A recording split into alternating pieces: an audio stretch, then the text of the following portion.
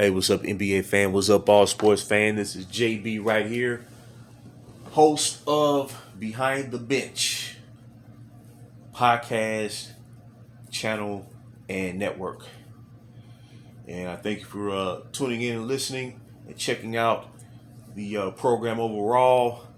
Myself and my three other hosts behind the bench, we finally have launched this network, and we hope that you support the channel and subscribe as we talk about sports and try to be objective as much as humanly possible. So I just want to throw that out there real quick. But now I want to touch on the hot button topic of the last couple of days in the NBA involving this trade with the Phoenix Suns and Washington Wizards, where Phoenix acquired Bradley Beal.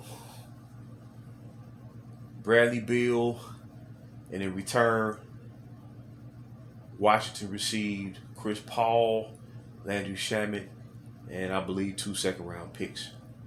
Now, as they say, there's pros and cons to every trade. And, when you look at a player like Bradley Beal, I believe he's a high-level player. It's just been unfortunate for him to have to play for a team that's basically been mediocre for the past couple years, particularly after John Wall got hurt and missed those 2 seasons with those injuries he was dealing with. But prior to that, Washington was going to the playoffs. Now, they may not went deep in the playoffs. I believe one year they did get to the conference semifinals, I should say. But I believe Bradley Beal is a hell of a player. It's just that a lot of people don't know about him. But for the first time in his career, he has the opportunity to go deep into the playoffs to where he can showcase his game. So that part is good. But in this era of player empowerment, I just believe that teams and front offices or find themselves in such a bind where it's becoming more and more difficult to set a structure where they can legitimately build a team from scratch, step by step, and focus on true player and team development where fans will support that effort and exercise more patience. I believe that's the thing that's missing. Everybody wants to see their team win and by any necessary means. And when you go that route, more often than not, you're going to lose more than you win. With that being said, I know Bradley Beal getting a lot of criticism, considering, the focus is on this contract and everything. And, I really don't like to talk about, what players make per se. But when I look at it, I say to myself, okay, Bradley Beal is 30 years old. So he has 4 years remaining on this deal. So by the time his contract expires, he'll be 34. So it won't be like he's way past his prime to where he can still be a productive player. So at the end of the day, just fundamentally, Phoenix, even after Kevin Durant, gets older, I don't see them just collapsing. You know what I'm saying? But now the challenge is, especially with this new CBA about to hit next year, when you go top heavy, teams are going to be penalized more, and it's going to be difficult to fill out a legitimate roster, especially when it comes to the second unit. A lot of things have to fall exactly right. Players that are pending free agents, they're going to have to be willing to play and accept that mid-level. And that's the issue, that mid-level. Are players going to play less than their true value and their talent? Or will they say, okay, I've done me, or whatever you want to call it, and I'm going to try to pursue a championship. But at the end of the day, I look at the Denver Nuggets, and they're in a great situation. They have the mental edge over the opponent because they stayed the course over a period of 7 years, and they broke through, became champions, and did so with core players who they drafted in Nikola Jokic, Jamal Murray, Michael Porter Jr., and Christian Brown, and then made key acquisitions along the way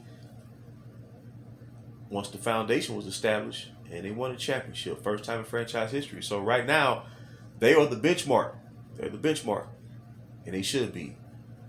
But with Phoenix, with Kevin Durant and Devin Booker, now under the soon-to-be former CBA, I would try to keep DeAndre Ayton. I believe he hasn't been utilized right since they went to the finals in 2021. Now remember, DeAndre Ayton was a former #1 pick of the draft. I believe that was back in 2017. And when they went to the finals of 2021, he's playing lights out during the postseason. So I believe the issue with Phoenix and why they fell short last year when they had the best regular season record in franchise history, they didn't get the ball to them the way they should. So even when you have Kevin Durant, Devin Booker, and now Bradley Beal, I believe when it comes to playoff basketball, if you have a big man, a center, who has the potential to score 20 points in a series of 20 points a game, you got to make sure he gets his touches. You got to make sure he gets his shots. So out of everything else, as far as KD's health or whatnot, I know he's, I believe KD be 36 years old. So, he's past his prime. He's past his prime. And then, and Booker, you know what I'm saying? He can shoot, he can score lights out too. But I just think, even with Beal, that Ayton should be a major focus for their offense next season. But as far as Bradley Beal, like I said, man, I think he's a tremendous player, and this be his first time having an opportunity to showcase his game, on a more grand scale. And I believe he's going to come to play. I don't think he's going to be, nervous about the situation at all. You know what I'm saying? Bradley Beal been in the league darn near 10 years now. About 9, 10 years. You know what I'm saying? So I believe he'll be ready to play. But the question remains, the question looms, can they fill their roster out? Especially under this new CBA. And when you look at it, you have essentially 4 teams in the league right now that's in win now mode. No matter what, throwing all these chips in. No holds barred. In no particular order, Phoenix, Suns, Los Angeles Lakers, Los Angeles Clippers, and Philadelphia 76ers.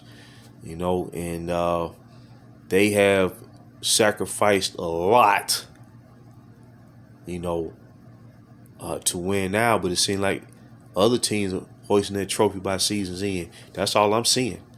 But as far as Beal having a chance to have a deep playoff run, that's good to see. You know what I'm saying? Because he hasn't had that opportunity before. You know what I'm saying? But in the grand scheme of things, Phoenix may have a 1-year window in this scenario. Just like Clippers window, they may have one more year. The Lakers, they made a choice to go win now years ago. When they shifted their focus in 2018. And they searching for answers as we speak. In Philadelphia, they gave up a tremendous amount to bring in a star player to pair with Joel Embiid, and it basically got him nowhere. So I'm more intrigued, and I gravitate, and I find myself rooting for those teams that started from scratch and built their way up because you knew they went through something to get to that point, But as far as Phoenix go, now I felt a certain way about, McCall Bridges and Cameron Johnson getting traded the way they did because they helped. They was a major contributor to that team when they reached the finals in 2021 for the first time since Charles Barkley led Suns in 1993. And to trade a player away like that, trade players, cornerstones, so that's what you call cornerstone players. You know what I mean? For an all-time great talented Kevin Durant, but Kevin Durant is older now. You know what I'm saying? So I believe this year, going to this new season, we're going to see which approach is the more appropriate one. Winning now or building your way to the top. I believe that's what we're going to find out next year. But like I said, man, I like Bradley Beal, man. He can ball. He can ball, and he can score with the best of them. He can shoot a 3-point shot. He nice little pull-up game, nice bank shot, and he can score on either side of the basket. Going left or going right, it don't make no difference. And he's a good free throw shooter. So he has all the attributes of being a great scorer, and I'm sure he'll bring that to the Phoenix Suns. The question looms for Phoenix is depth. Can they field a quality bench for next season? So that's really what it comes down to. Like I said, me personally, I believe the Denver Nuggets are the team to beat, of course, because they're the world champions. So that's how I look at it. But yeah, Bradley Beal, man, he'll come to ball next year. Ain't no doubt on that. And let's see where it ends up. As they say, let the chips fall where they may. Well, this has been JB right here for Behind the Bench. Until next time, I'll holler later.